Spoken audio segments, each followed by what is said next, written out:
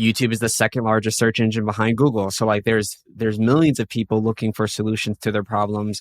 And it's just a great opportunity for you to be in front of the audience. Welcome to a new episode of Behind the Upload, our video marketing podcast, where each week we talk to interesting brands that are doing really cool things with video. I'm Joey Dowd, your host. In this episode, we're going to talk to Jelani from Cartfuel. We're going to break down a lot of cool things. We're going to talk about how he approaches YouTube, his thoughts about creating tons of YouTube videos, figuring out what your audience wants and then dialing in there, how he makes videos quickly. And also he has a bunch of channels. We're going to talk about a lot of strategies that he uses to create evergreen content and content that lasts a long time and continuously sends new leads, new clients, new customers to his website. So thanks for checking it out. Be sure to check out behindtheupload.com for more resources, show notes, transcripts, all that good stuff. Without any further ado, enjoy the show.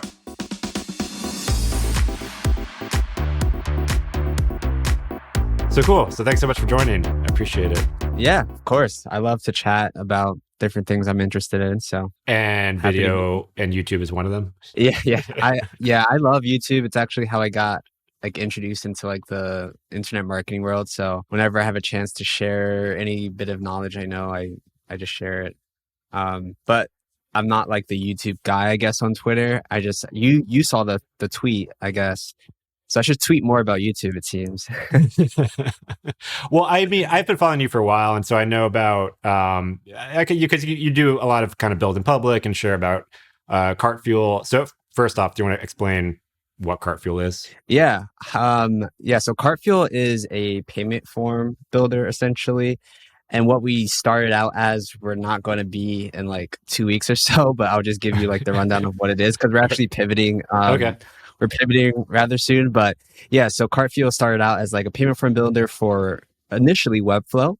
And then we kind of made the decision to be for everything. And that actually, on reflection, that was actually a mistake, because we became a program or software for everyone, and we didn't really have a niche.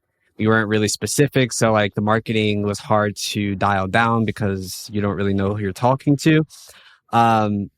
So in the future, in about 2 weeks or so, we're going to be pivoting to HubSpot users. So I'm excited about that. But yeah, that's essentially what it is. It's a way for people to accept payments online with Stripe or PayPal, and then also be able to offer one-click upsells. So pretty much unbundling ClickFunnels, if you're familiar with that, and making it a standalone solution. I feel like there are probably a lot of parallels we can draw from the experience you went through there and creating YouTube channels. But about your pivot though, totally. Is it kind of same concept just on HubSpot? I guess what kind of checkout stuff is on HubSpot?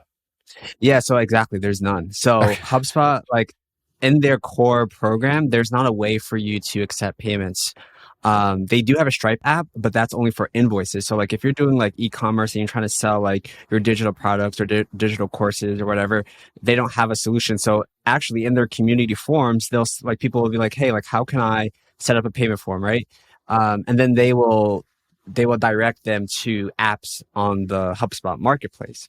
So there's only one app out there right now. It's pretty expensive, and they honestly don't have as many features as we do. So I feel like there's an opportunity to come in to cater to people who are in the digital marketing space, who want to use sales funnels, have that sales data go into HubSpot so that their sales teams can speak to the people who purchase or who don't purchase.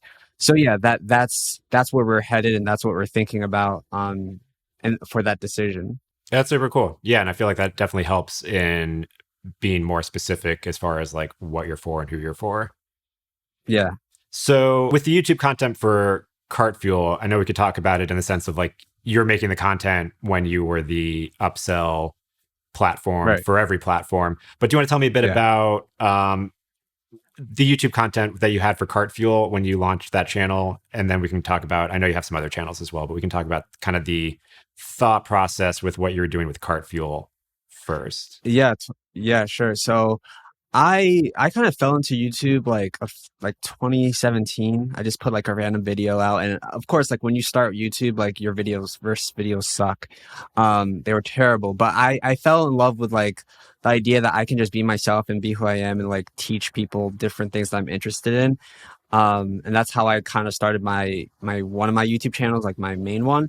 And then I realized, like, as I was teaching, I could plug affiliate links, and like I could plug different resources that people would actually click on. And like, YouTube is the second largest search engine behind Google. So like there's millions of people looking for solutions to their problems. And it's just a great opportunity for you to be in front of the audience. So with Cartfuel, I had that same mindset going in, just making content that I know how to make, which is educating people on how to use different things. In this case, it's just Cartfuel, educating people how to use Cartfuel on Webflow, or educating people how to use Cartfuel on WordPress, right? So I was just making different videos of different platforms and how Cartfuel can be used on those platforms. But now with the pivot, we'll probably have a different direction of like the content, but essentially it's just, my idea behind it was just making content for the different platforms, because I knew people were looking up specifically how to create a sales funnel on WordPress, or how to do one-click upsells on Webflow, or, you know, different things like that.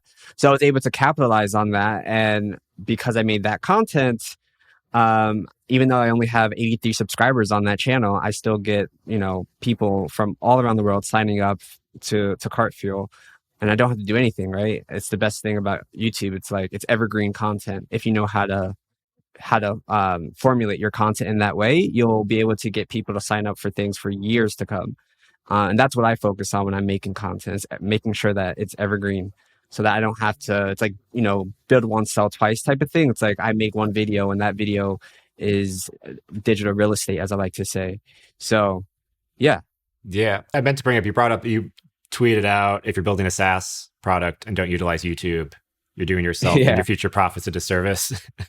Yeah. You really are. I think the biggest caveat with people with YouTube is like, I don't want to be on screen, but you don't really have to. Like, I have YouTube channels, and we'll talk about it later. Like, there's no person involved. And I think it's honestly a little better that way, because with everything going on with people getting banned from platforms, and like, you know, people are just, I think, a little bit more sensitive. So like, if you're able to make content with no face, it's kind of better, actually.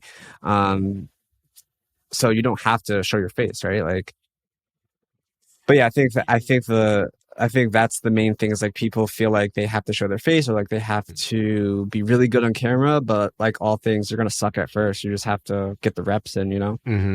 And yeah, just to paint a picture of what the kind of content you're putting out as, it's pretty much just your same setup right now of you narrating. We see a little bit of you on camera, but for the vast majority of the video, it's just a screen recording of whatever you're doing, whatever you're trying to teach people, right? Yeah, exactly. Yep. I realized that, like, I used to do intros, and like, they don't care about that. Like, people just want to get to the content. Like, they just want to know what they want to know, right? So it's just, I do a quick little intro, like 15, 30 seconds, maybe even less. And then I go right into what I'm going to show them, because that's why they're there in the first place. And that helps with watch time and people staying along, and then YouTube promotes it more. So yeah. And the interesting thing too is the content you're putting out, it's addressing a problem that people have and they're searching for a solution, but they don't know about Cartfuel, right? Is that a correct assumption? So they're looking for the solution, they find your video, and then your video just includes your product as one of the solutions. Yeah, exactly. Like, the way I look at it is like, I'm an affiliate for my own product, right? So like, I'm making content like affiliate would, which is showing them the back end. And I do it in a way where, like, I don't want them to feel pressure that they have to sign up. I just say, you know, hey, like, this is what this can do. This can potentially solve your problem. And then you can sign up and make, based on the video content that you view, you know, you can make your own decision if you want to go check it out and sign it up. And I think that helps a lot, because people don't want to be sold to. You know, they just want to get the info that they need, and then they can make their own decisions. Yeah. And Ed, did you ever put any videos out that were more about just like tutorials in the e-commerce space, but didn't mention Cartfuel? Or did every single video?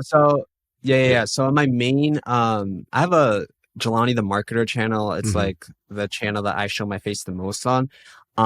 And on that channel, that's how I got started. Because I used to, how I got into the whole internet marketing space is I actually was a drop shipper. So like back in 2016, 2017, when it was like still profitable and not as saturated. That's how I got into the game, and I was showing people how to do different things, how to find products, and all that stuff. So that's how I got into the world of e-commerce, I guess you can say. And then I did do a series. I like to do series sometimes, showing people like from start to finish on like how to do different things. So I did do that one with Cartfuel involved. And it seemed like people liked it, but again, like I'm still growing that channel, so doesn't have that many views. But I just want to show the possibilities of what Cartfuel can do in that instance.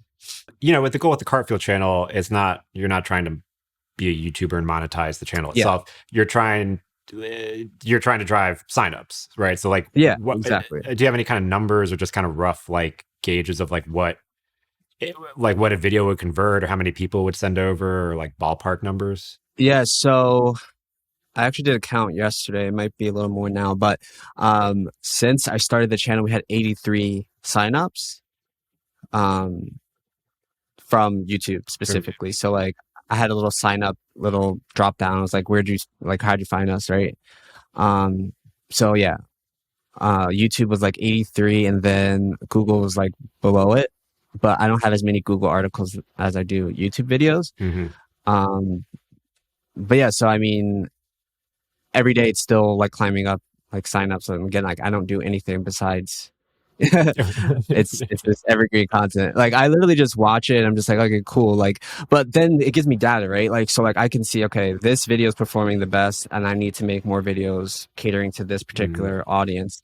So yeah, I mean, the whole point of YouTube initially, if you're just starting out, if you are looking to start a YouTube for your SaaS or your business, is like uploading consistently, like for 90 days at least. Like try to upload one video per day for 90 days. I know that's really hard to do for a lot of people because of different scenarios, but if you can do that, you'll be able to get a lot of data really quickly, and you can see, all right, this type of content, this video is going to drive the most results, therefore I should double down on this content. And I think that will help you to understand like who you're catering to and the type of content that you need to create, because YouTube will tell you like the drop off rate, like, all right, this is where they stop watching, and then you can kind of modify the video, your future videos, to make sure you don't make that same mistake, whatever the mistake was.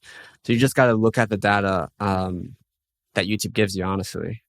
Did you do anything beforehand in figuring out what kind of videos or what kind of topics to talk about?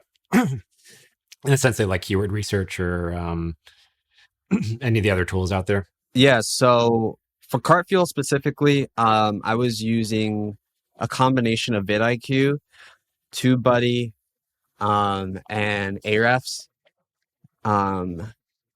Ahrefs is more like for the Google side, but even though it's more Google related, I can still find out like what type of content people are looking for, because if Google likes your video, it will include the video in the search results, which is a great way to get traffic. Actually, I have a video that's doing really well, and it's like just from Google, like because they thought it was a good video. But yeah, so like I would do a combination. But for YouTube, like I like to use vidIQ and TubeBuddy because they give you these indicators. Like you can look at the competition versus the search volume. So like you can see like, all right, this is high competition. The idea is you want to get low competition, high search volume. So you can kind of identify what terms those are based on vidIQ. Obviously, it's an estimation. They can't give you exact numbers, but it's a great start. My favorite is when I like search a term and I have both plugins running, and then like one of them says it's like a great word to go after, and then another one says it's a terrible word to go after. Right. Yeah, exactly. Right. You're like, okay, now what do I do? I don't know who to believe. Yeah, right. You also posted about, you kind of did a mini series and you would push out the videos in your onboarding. Do you want to talk about that strategy? Was that like an effective strategy? Kind of how did that work? And yeah, so merging the both. Yeah, no worries. So those videos. So some of the videos that I made, I included in the onboarding. So like people watch them. I include them on the landing page so people watch them. The idea again is just to get people to watch as much as possible of the video. so that YouTube promotes it. I haven't found, based on the data, I haven't had a video that's like exploding. Although I do have some videos with like hundreds of views, which is a good indicator that in the future it can just continue to climb. Um, but I like the strategy instead of like the onboarding. I like using the list that I've built. So sign up, the users who actually sign up to Cartfuel. I email them when I have a new video out and I say, hey, like, this video will teach you XYZ, go watch it. Right. And that gives me a good starting point because if I have 100 people in the first, 24 hours watching this video, and YouTube's like, okay, this might be a video we want to give a bit more attention to. Obviously, 100 views is not that many, but if you're just starting out and you don't have any views, like it's a good indicator for YouTube. Like, okay, this is content that people are actually watching. Maybe we should include this in our search terms or, on a sidebar. So it's just giving yourself an edge. How can you give yourself the best possibility for YouTube to recommend your video? And that's including using your audience. So Twitter, email, Facebook, if you have even your personal Facebook. That's what I do as well. I post those videos on my personal Facebook for people who follow me there, just to get those clicks and those views to help me out.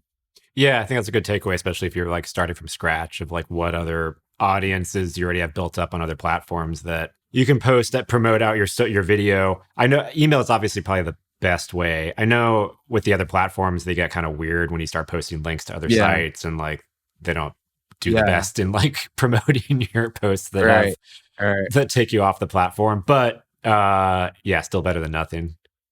One thing I learned on Facebook specifically is like write your description of the video, like give a little story, like a little background, so it looks like a natural post. Do not include the link on the actual like post itself. Include the link to the video, like at the end of the post, like, hey, the link to the video is in the comment section, and then put the link to the video in the comment. I feel like that has helped me because it's not a direct link, so Facebook's algorithm still kind of pushes it to my friends.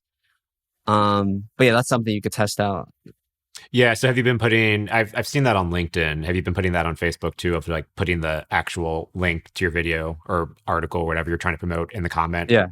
Yeah. Yeah, exactly. And then just say, go check it out and link in the comments. Do you upload like your thumbnail as an image? So like people kind of have that attention grabbing image. I just put the link. I think I know when you make your post, are you like, oh yeah. No, I don't do that. You're just doing text. I just do straight up text and then I just put the link and then Got it. Let's talk about kind of your workflow. I want to talk about your other channels, but let's talk about kind of your general workflow first. So like, you want to walk me through, let's start with like research, scripting. I know these are tutorials, but are you like doing outline? Are you doing a script? Or you do kind of how do you map out what the video is going to be? Yeah, so I have a running sheet of videos. So I think the hardest part about YouTube is like you don't know what content to make and then you just give up because you feel like you don't have anything to talk about. So I have a running list of ideas that I just keep. So like whenever I'm ready to make a YouTube video, I can just pull from that sheet. And I kind of just give the title, make sure that the title is attention grabbing, a general idea of like what I'm going to be promoting. And then I just go for it. I don't script anything. For my other channel, I do have a script, but for like my main channel, like Cartfuel, I don't really script anything because I know what I'm going to say pretty much. And then if I mess up, I can just like edit it out. Right. So, I don't script. And I feel like when I have tried to do a script, I don't know. It just doesn't come across as natural and like I'm not authentic. So like, I rather just talk like I'm talking to a friend, and that has worked really well for me. Yeah, I think that's a good tip. Yeah, I feel like sometimes scripts work, sometimes it comes off unnatural, and then it just feels robotic. Yeah, I think it's also the type of channel too, and like the audience that you've generated, like what they expect. Like if they expected you to just be talking off the cuff, and then I don't know where you start scripting, and it just seems weird. Yeah. And then, so once you're recording, what kind of, we see your mic, but like, what's the sort of hardware you're using? What are you screen recording with? Yeah. I actually wrote stuff down because I didn't want to forget. So for editing, I use Adobe Premiere. My mic is a Shure SM7B with a cloud filter. I use OBS for just recording my screen. And then for my camera, I have two Panasonics Lumix G7s. And then for the lighting, I have 2 Aperture ALs, which are like these little ones for the back. I don't know if you can see these. Yeah. And then Cool. I have like this up here, Lightstorm. Yeah, that's pretty much it. It's pretty simple. Actually, one of my cameras just broke, so I only have one Panasonic G7. But yeah, it's pretty much it. That's all I have. Yeah, I mean, that's a pretty simple setup. Most of the stuff that you're just doing screen recordings. Yeah, anyways, right? Exactly. Yeah. So like, I don't need anything too crazy. Yeah, I think my computer is the biggest investment I made, because when I started getting serious in YouTube, my computer just couldn't handle everything that I was trying to do. So I invested a nice sum of money into a nice computer, and that's pretty like the biggest investment that I've made for my studio, if you want to call it that. Your setup's pretty nice. Your background and everything's nice. Thanks. Yeah, I mean, I've repurposed a bunch of stuff. Yeah, I didn't get this all for YouTube. This was I do video production, so I had the stuff lying around, and now it's like, my goal here is to keep everything on wheels, because I always keep reshuffling it. So that's been like my mission lately, is like, I put wheels on tripods and stuff, so now I could just try to shift it around and like pop up studios real quick. Yeah, nice, cool. And so once you got the edit done, you have any thoughts behind thumbnails, titles, descriptions, anything there that you found like works better? Yeah, so I have a little template that I use for every uploaded video. I can shoot it to you if you want to give it to your audience or something. But yeah, I can put it in the show notes. I use a template that's basically like the first 2 sentences, because that's how it shows up like on the description. You want to have like a good call to action, the first 2. And then after that, I do a 3-sentence explanation of the video. And then I do a kind of bio of who I am, some hashtags, and then at the bottom of the video, I do 2 links of the video link. So like the video link that I'm uploading, I put those 2 links at the bottom of the description. I learned this strategy from when I used to work with, I don't know if you're familiar with Dan Locke, but I used to be on that team before like he like imploded basically. But basically I was on that team. I learned a lot about, because he grew his YouTube to 1 million subs in like less than a year, and I learned a lot about like how their workflow and like how they do things. So I kind of adopted some of the things that they were doing. As far as like titles, I like to keep things under. So let me just check. Can I go back to that? So you're saying the actual URL of the video, you are putting that in the description as well? Yeah. What's the thought behind that? Honestly, I never asked them. I just did it. I just copied it. But ever since I did it, I was like, it started working. I think the idea is because sometimes I also include links to other people's videos. Mm-hmm. Because the idea there is like to have comparative videos. So YouTube's like, okay, this video is kind of along in the same realm of the other video. I think including our own link in the description helps along that line of thinking. But is there a call to action to it, like, hey, share this video with this link, or is it just the link? Let me show you. But yeah, no, I just literally just like took this idea from them. All right, I'm curious. I'm curious to try this out. And when you say you put links to other videos on your channel, or like totally other videos from other people's channels? Totally other people. It could be either or, but like sometimes I do other people's. So like, for example, if I'm like making a video on something that I've never made a video on before, it's kind of like a new video content idea that may include someone else's video that already has a lot of views. So that I can get a bit of clout, if you will, from them. So this video did really well. And this is another strategy that I did. Like I trafficked the video. So I sent the traffic from this video to another video, which is from my other channel. And we could talk about that. But basically that video had 80,000 views. And I was like, okay, let's make a part 2. And then I just said, hey, part 2 to this video is on this channel. Go watch it. And now this video has 90,000.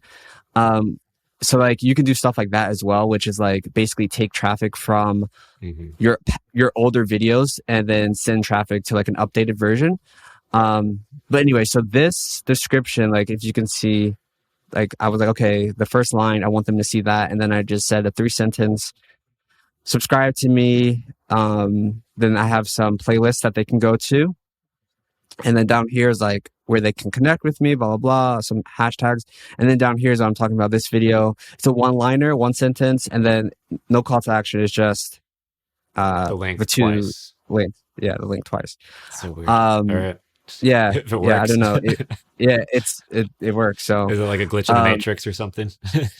yeah, I know. But I've noticed a lot of YouTubers actually do something similar. Um, so yeah, I just follow what other people bigger than me do, and it seems to work. I think that's a good hack. I mean, yeah, if it's working for them, then Yeah, I don't think it's going to hurt you to put unless it gets too no, spammy or something. right, no, not at all. And it's YouTube. It's not like a link that it's not like an external link. It's a Right, YouTube link, so right, right, they're not gonna penalize you for that. right. And so yeah, do you want to talk about the your other two channels? So you have Jelani the marketer and Odd Money TV. Yeah, yeah. So Jelani the Marketer was my first channel that I started, and I don't know, that channel has been on and off. Like I'll get in spurts where like I want to make content and then I don't. But like I know that the content I'm making is evergreen, so like I still get dividends like for the affiliate promotions that I'm promoting on there and stuff. Like so I know it's still doing me well. It's just I have like this thing where like I get like I don't know the direction that I want to go in, but now that I'm doing Cartfuel, like I'm really confident in Cartfuel. So like YouTube kind of took a burner, if you will. But yeah, Jelani the Market is my first YouTube channel, and that's where I did a lot of testing, trying to see a lot of different ideas, what works, what doesn't work, and if I was more consistent, I would have way more followers. But I'm just like I'd rather put my energy right now into Cartfuel, which Well, is how why I would you was thinking describe the about content on that channel? It's more kind of yeah. like marketing evergreen content. What? Yeah, it's more marketing focused. And I think because my focus right now is on Cartfuel, I'm not really building other marketing projects because like that channel was all about testing. So like I would test how to make money doing this unique thing, right? Or like how to make money drop shipping, how to make money by renting your YouTube channel out, like just doing different things. Um, but because of my focus is on Cartfuel, like I'm not doing Mhm. projects like that, um, which kind of sucks. And that's why I kind of want to, make content again. But like for me, I'm like, oh, I want to just make content all the time. And then I get like sucked into like the content wormhole, and I just want to go down it forever because it's so fun. Um, but yeah, I'm super focused on Cartfuel. But yeah, Jelani the Marketer is my first channel, and I do have content on there regarding Cartfuel, but also I don't want people to like think that I'm selling them out with Cartfuel. Like I don't want my Mhm. audience on there to think that like I'm just trying to sell them Cartfuel. So I don't upload that much content on there. It's probably like once a month or once every 2 months or something. While I'm focusing on Cartfuel. Then the Odd Money TV was like I built that channel because I was bored and I wanted to try again testing some ideas out. So yeah, I built this channel during COVID last year, and I got a really good response of the combination of the time. It was like less than 10-minute videos, so it was about 5 to 6 minute videos, and then the quality of the content. I taught myself how to edit really well because I was bored, um, and people started to like the content. So like now I have this channel where like people are like literally asking, "Can you please make content again?" But then I'm like so focused on Cartfuel that I know the effort and the energy it takes to make the type of quality content I would like to make. Um, so yeah, that's why I made that tweet. Like, yeah, I made this channel and I could probably make it into a mini empire. And I know I could. Like, I just, I just have to make sure I'm staying focused and like seeing the bigger picture of where I want to go. Um, Yeah, I but could yeah, totally suck you in. Now, Odd Money TV, that format, it's faceless. So, right. So it's just yep, narration yeah, and a bunch of B roll, right? and Basically, yeah, that B-roll channel and is the text, channel that was, stock footage. yeah, that's the channel I was talking about. Like, I make a script for that one Hmm. because my husband's actually like, that's his voice that Okay. is Okay. narrating. So he has a pretty good voice for narration, and I was just like, okay, cool. Like, I can make the script, you narrate, and then I edit. But the editing takes so long. I do. I know it's just like B-roll, like, but then you have to find the right B-roll that's in context with what you're talking about. So you're sourcing all these different, images and videos, and then editing it in a way so that it doesn't get boring. So it it's time consuming for the type of content and the quality that I would like to have. It takes a lot of time. So I would love to find someone to do it. But I haven't really took a step in that direction yet, but yeah. Yeah, editing's always the secret time suck that you don't realize how much time it takes. Yeah, I had no idea because like Jelani the marketer is just like, I'm talking to the camera, I just Hmm. edit, put the audio in sync, and then that's pretty much done. And then Odd Money, there's no face, so you have to Hmm. keep the audience engaged. And then when you're doing B-roll and like static images, it's like, how do you do that? Yeah. Do a lot of jump cuts, but then that gets boring as well. So it's like a balancing act. Yeah. I mean, also to give some context, so it's just a channel about odd ways to make money, right? So your popular videos Yeah, are how to make a 24/7 YouTube channel, right. cashing in with worm farms. Is this also just stuff that you kind of researched and like Yeah, discovered on? so a hack for this, it was like I don't know if you're familiar with Trends. Yeah. It's like a newsletter that talks about new ideas and stuff. So it's like, all From the right, they already hustle. did the Yeah. research. Yep, yeah, from Mhm. the Hustle Sampar. So like they already did the research for me. So Oh, all so I was need this to do, adapting stuff from trends? That's some of their yeah, research stuff. exactly. Got it. Yep. So like when I before Cartfuel started to be a thing, I was telling Sam, like I was messaging him on Facebook, and I'm like, hey, like this is a video that I did, like we should do this for the Hustle. And I don't think he understood at the time like how YouTube could benefit him. And then now his YouTube channel, like they're putting so much focus on YouTube because it's just like it's amazing. Yeah, it's evergreen. I mean, it's like it's Yeah, so good for driving traffic. Especially stuff that picks up once. And yeah, I have videos from years ago and they're still like the top exactly. videos because they just like the algorithm just keeps pushing it out there and people That's why I keep love discovering YouTube. it. Yeah. Yeah, I I love that. I did want to ask you also because you mentioned something else about Pinterest being Yeah. like another evergreen platform. And I've really kind of ignored Pinterest. But do you want to talk Mm, about how, yeah, what have you put on Pinterest that worked for you? Because in my mind, yeah. Pinterest is like mostly like craft and, pretty photos and stuff like that. So what kind of stuff how have you used it? Yeah. So I was using it heavily about like 2 years ago now. I hired someone to do it for me actually. She was just like, I would tell her, all right, this is the video. I need you to make an image and then post it. And she was doing it. Like she had some experience in Pinterest growth. But Pinterest is awesome because it's also evergreen where like you can um post that image of it, the pin, and people will search it for I don't know, however long it lasts. It lasts a really long time. Like the time that someone can find something could last like YouTube for a while. So yeah, it was driving quite a bit of traffic to my YouTube channel at the time when I was doing it. So like I would just put a picture of the thumbnail essentially, but in a vertical form, like Pinterest style form, and then just have the YouTube link in the image, and then people would click through and then go to my YouTube. Yeah, I think Pinterest has a misconception that it's like only for moms and like, Mhm. arts and crafts, but like there's a lot of business Pinterest posts out there. Um, I think you just have to know how to utilize it. And were these for Jelani the marketer? These the Yeah. videos and when you did the vertical format, did it have the kind of like a keyword or text or like a call like a enticing Yeah. title? Yeah. It would have a title that was, obviously in the same context of the video, and then she would include hashtags as well. Um, But yeah, so I'm not a Pinterest expert by any means, but I do know a bit about it. And I think people don't give it enough interest, I think. I think it could definitely be used within like the organic marketing realm if you use YouTube as the center, and then have these like other, like a spider, like have these other legs of platforms that you can promote that video to give yourself an edge. Because again, like if you're able to post a video, for example, on Quora is another evergreen content place where like you can post a video there and people will find that video for years, therefore allowing your YouTube video to be boosted for years.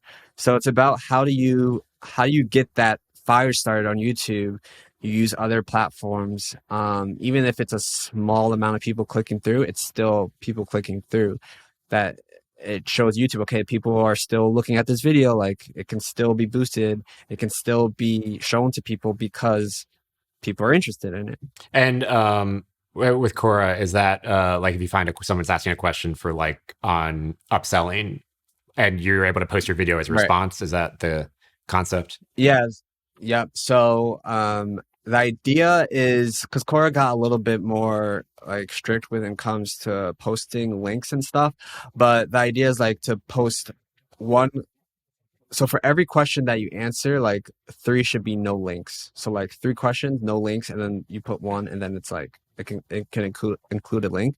But yeah, you post the video to the link, and Quora has a good thing where it actually embeds the video in the answer, so you don't actually have to click to YouTube. You can watch the video in the answer. So yeah, it's also a good platform, I think, that doesn't get utilized enough. Yeah, no, I think that's a good takeaway. Did you have any other kind of insights or things that we didn't talk about you think would be useful? I know you also have like a wide span of YouTube use cases. So yeah. I know we talked about kind of different, YouTube for SaaS, YouTube as a YouTube creator, YouTube as a faceless YouTube creator. Yeah. You kind of cover the gamut. So I think the most powerful thing, like aside from SaaS, like I think obviously you should, but like if someone's just wants to get started with YouTube, like just talk about things that you're interested in, and then you can start plugging things. Like I think it's an evergreen machine where if you have an affiliate program that you want to promote, like my favorite right now, and then that's actually why I wanted to start Odd Money again, because I wanted to figure out how I can utilize Active Campaign, because email marketing is like such a sticky product where like you can talk about it. This is a great tip. Like this is a channel that someone should make. It's just all about email marketing and get people to sign up to those different programs, because once they're on the program, it's really hard for them to get off. Like I love promoting programs like that, where it's like it takes them. It's a lot of stress to get off the platform, because, for example, like email marketing, you would have to find a new solution, then import all your contacts. If you have automations, you have to recreate the automation. So it's such a hassle for email. But anyway, if someone wants to start a YouTube channel, you should start that one, because you'll make a lot of money. On how to make email marketing, or how to what's your pain point? I'm trying to understand it. So, for example, I have a video on my Jelani the Marketer that I made like 3 years ago. And every month I get new people signing up to Active Campaign. And the video was talking about how to make automations inside of Active Campaign. Just one video, just talking about that. It was like 12 minutes long.